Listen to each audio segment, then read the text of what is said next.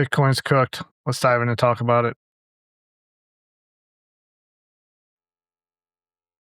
Starting on the weekly, wanted to just take a look at some price action, some levels, and take a look at where we are in the trend. As you can see, starting over here on the left, we get swift moves up and we get corrections down. Swift move up, correction down. The basics for a trend in a nutshell. So at a larger degree, you can see that Bitcoin is still officially in the downtrend. Now we've changed it up a little bit on the smaller degree, but larger degree trumps all, and the bulls have to beat 98K essentially to kind of switch this whole look around. And we need to do it with a swift move up as well to actually show us a change of character, that the delivery is now on the bullish side and that we're going to get continuation at the larger degree, the even larger trend, which is of course still to the upside. This would be 1 degree here down, and then this would be the largest degree if we could turn it around from here.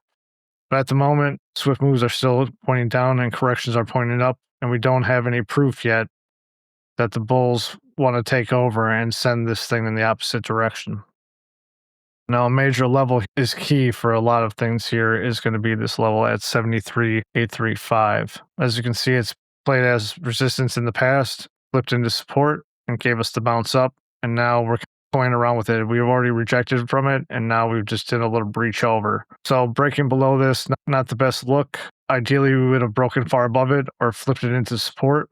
We're still testing it at this point. But if we get a clean break below it, I think the play here is to watch the underneath to play as resistance again before we get a rollover for lower lows. Just looking at PA here, I think we have another support resistance level down at 50, which is also a psychological number and is the only really oasis here in the VPVR, with the next spot being down at 41. So these are the next spots I would be looking for a reaction if we end up breaking this low at 60K. So these are my primary targets on the downside. We have to hold 73,835 and turn it back into support if the bulls want to take control. And then changing the larger trend is all the way up at 98K, which is quite a ways away. As far as the Elliott Wave goes, either this is an impulsive move down, and then this is the internal correction before we get another move down.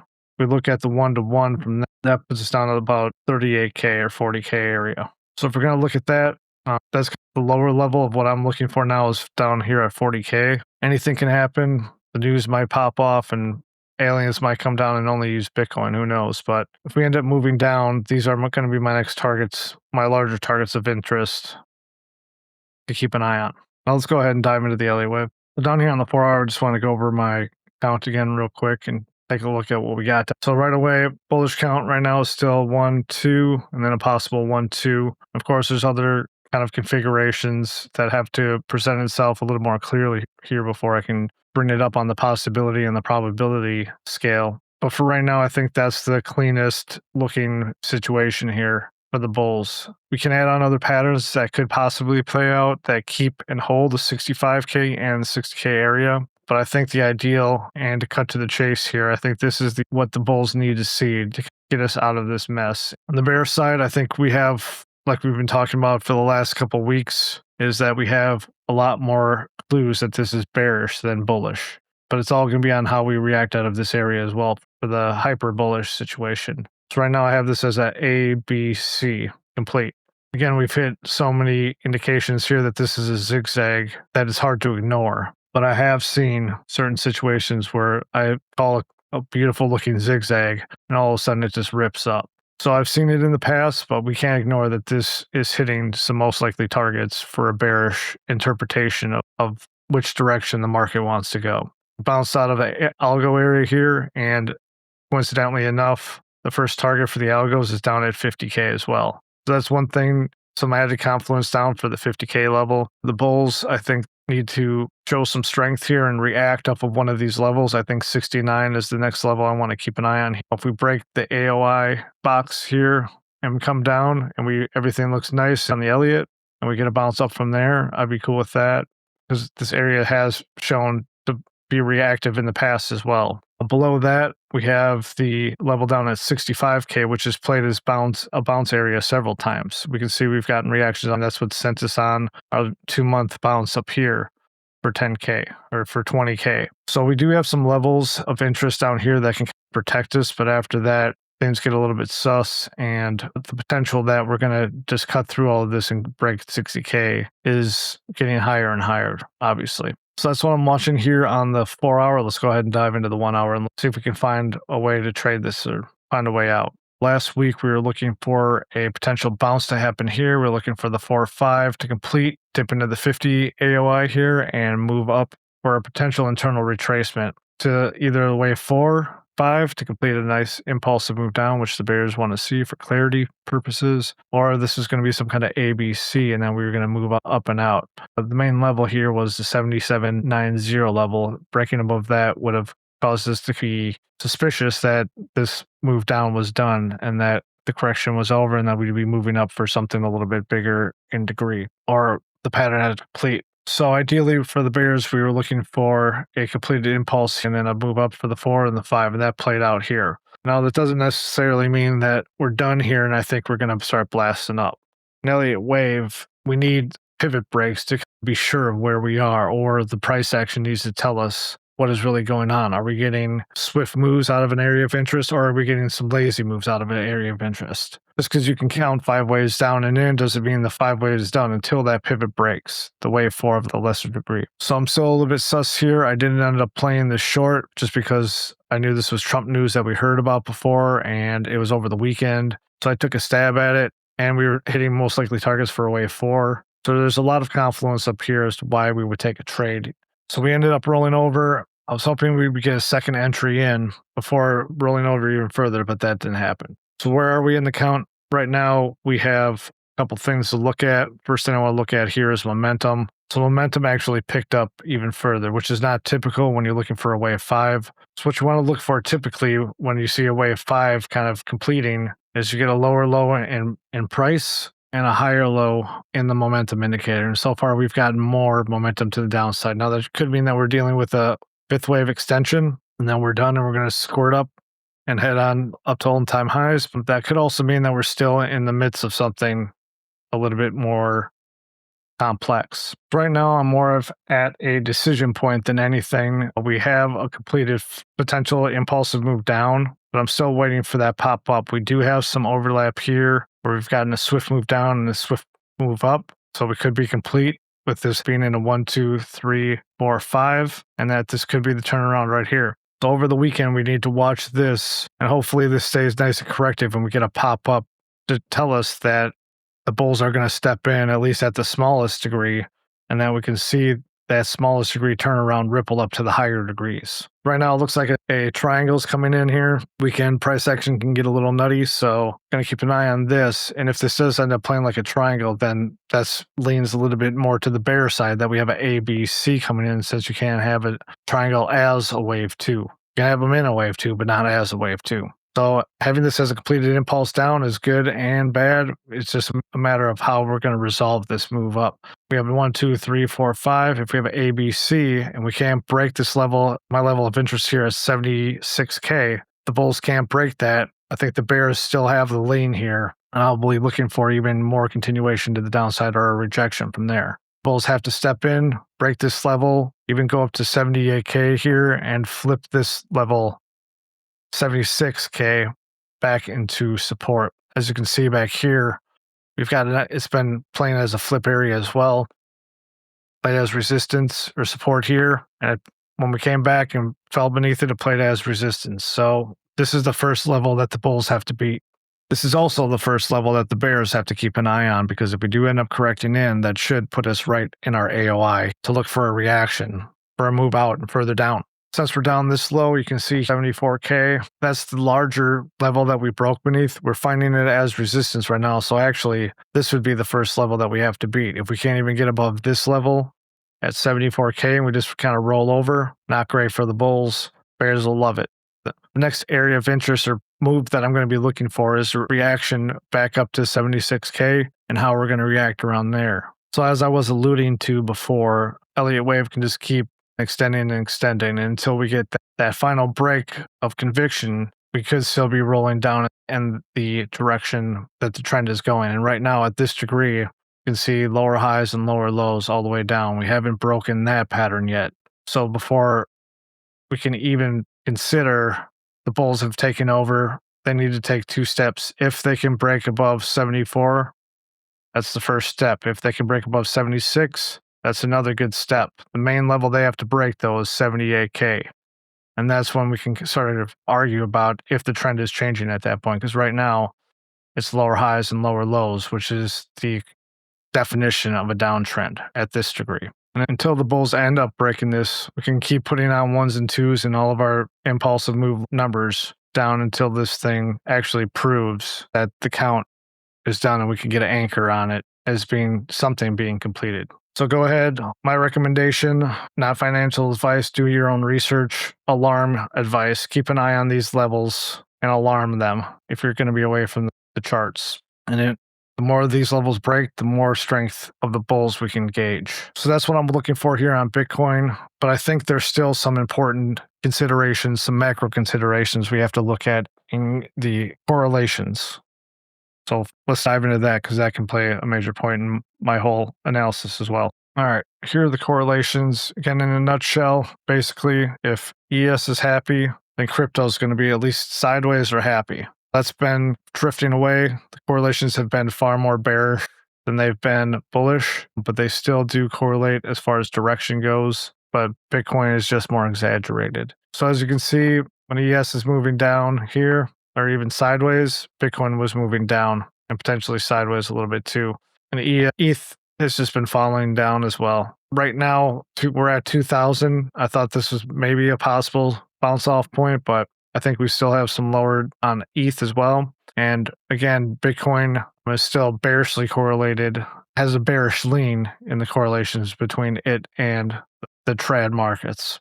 So last week I was actually looking for a pop-up on the DXY and a drop on ES. And then as soon as I got done with the video, Trump dropped the news and things went awry for my plan initially. But correlation's still stuck and they're still intact, as you can see here. I have it laid out where pivots line up pretty good. And this has been my primary, one of my main indicators in trading ES has been DXY, just because of the correlations are so tight. As you can see here, we have pivots in these locations that correspond with pivots down here on the DXY. So if I'm confident in the direction that DXY is going, then I'm playing ES in the opposite direction is typically what I've been doing. So the correlations are still real. So tracking what the head correlated asset is doing, either between DXY, which is my main indicator for ES, or ES, which is my main indicator for Bitcoin and crypto. Correlations have been working out pretty good. So through tracking this, just looking at the dollar, I think we've basically been going sideways the last couple weeks, sweeping highs, sweeping lows, gathering liquidity for a bigger move. We ended up closing a gap further back on ES as after we finished these little gaps around here. And that has correlated a little bit with ES here, where we've been doing the sweeping effect to here and putting in broadening wedge as well. Still have a little bit of a gap down here to fill after that Saturday news or that Sunday's breakup. We've basically been going sideways. And then finally on Friday, maybe it was Thursday night, Thursday going into Friday, we got a pop up in what looks like an impulsive manner. And we ended up getting a move down here on DXY, which looks like it happened within an impulsive manner. And we ended up getting a little breach here. We still got to see how everything turns out on Sunday when futures open. But the level here on DXY is 98.95 for me.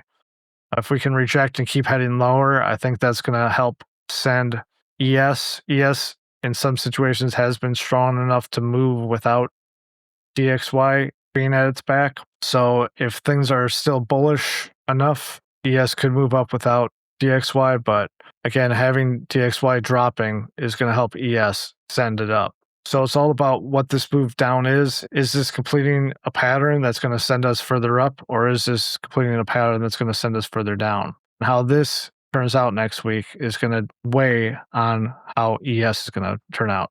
So that's it with the correlations. Let's dive into each one of these just for a quick second and see if we can find out which direction we're going to be going next week. Here on the ES, just real quick, I think you can kind of see what I'm getting at here. We have divergence here on the EWO. We have a potential completed 5-wave move to the upside at the larger degree and the smaller degree. So I'm thinking, depending on how we open next week, we're going to end up retracing down.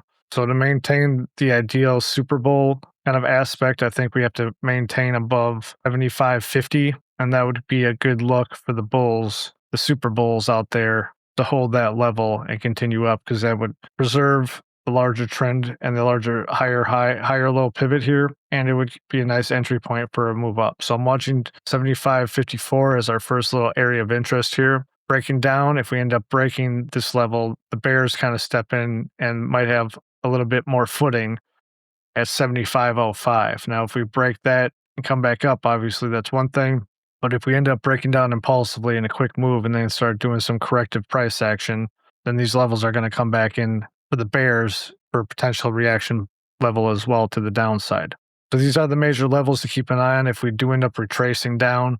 We have some clues here, but the bull market has been a little bit crazy on the trad side. So this could just be another stop here before we end up getting further upside. So that's what I'm watching for on ES next week. Keep an eye on these levels. Let's go ahead and dive into DXY. All right, real quick on DXY, I think we have a potential for a completed impulsive move to the upside at some degree. I guess I'd have to go for this with this for now. Last week, we were looking for a potential completed triangle here and then a pop up to the 99,683 level. When the news dropped, we ended up dropping down, sweeping this low, and then continuing back up to above this level here. So you can see the kind of broadening wedge that we're putting in, and we're still putting that in at this moment. There was a gap back here that we got filled last minute. I think we finally filled it on Friday before we ended up dumping over. But I think we have a completed impulsive move up in a 1, 2, 3, 4, 5 potentially. So it's all going to be dependent on what we think this is and what's actually playing out here. One thing that stands out, obviously, if we're going on the 1 hour, again, is that we have a potential for a completed impulse here in a 1, 2, 3, 4, 5. So I'm watching this. Anytime we get a completed impulsive move, we're always going to look to the left to see what it's attached to, if we can discern if this is part of a correction or if this is the start of a move to in the opposite direction. We have a 3-wave moves held within this move here, and we've just completed what basically looks like a flat at this degree. So the question on Monday is going to be, number one, for the bulls, can we break back above 98.95 and flip that back into support?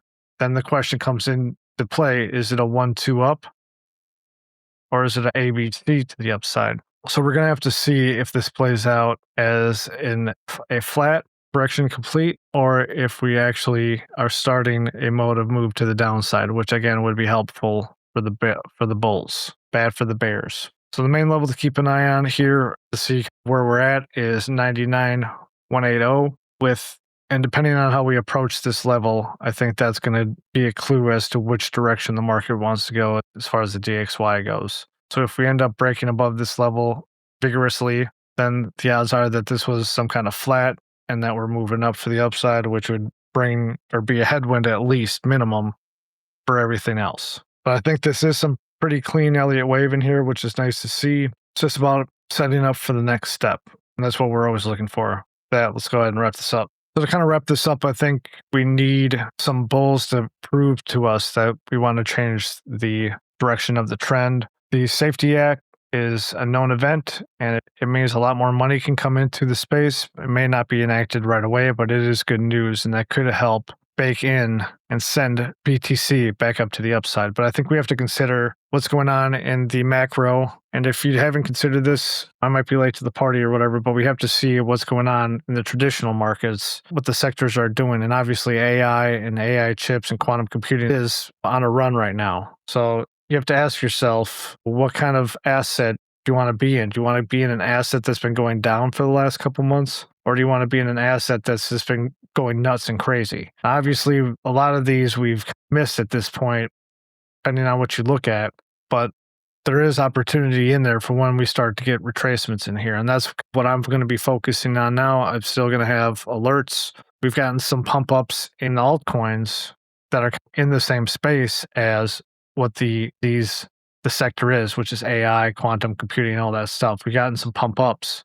But a lot of the pump ups that have come have been fully retraced at this point, which leads me to believe that either the market makers are messing with us and just seeing if people will bite, or they're just doing a last scam pump and dump before we end up going down again. So I think we have to consider where the money is flowing right now, and it's not in crypto. And typically I'm not a fundamentalist. I look at the charts, and the charts are saying bear, and when I look at the macro picture, it's saying bear as well on crypto. the normies and all the suits are having their fun. They're having their own little alt season on the trad side where they have a lot more options and a lot more safety. So as you can see, things have been pumping up quite a bit while Bitcoin has been questionable and not moving anywhere. So I think right now the hype is on the other sectors. When the other sectors start cooling off, and I'm definitely going to be watching for that, like just a little bit of a cool off, then Bitcoin and crypto might be the new shiny thing that everyone kind of focuses on, or the money kind of flows in. Because right now the trade is a little stacked on the AI side of things, and we're getting to extremes. I don't know if it's the best place to start entering longs, but I'm definitely looking for retracements,